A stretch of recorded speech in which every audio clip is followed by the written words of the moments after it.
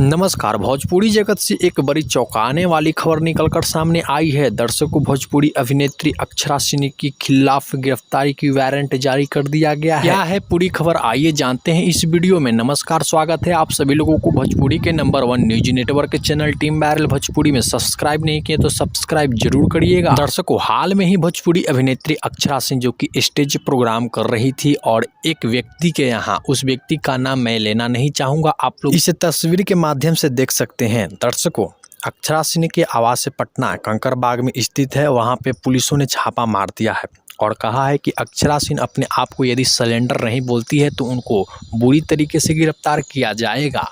क्योंकि दर्शकों, इस शो में सरकारी पुलिसकर्मियों के द्वारा भी गोलियां चलाई गई हैं, जो कि आप लोग तस्वीर में देख पा रहे होंगे। तो दोस्तों, ऐसे ही भोजपुरी से जुड़े लेटेस्ट अपडेट पाने के लिए अभी तक भोजपुरी के नंबर 1 न्यूज नेटवर्क के चैनल टीम वायरल भोजपुरी को सब्सक्राइब नहीं किए हैं तो सब्सक्राइब जरूर करिएगा एवं बेल के आइकन को प्रेस करिएगा एवं जनताओं को शेयर भी करिएगा ताकि ज़्यादा से ज़्यादा लोग जुड़ सके। तब तक के लिए धन्यवाद। मिलते हैं नए वीडियो के साथ।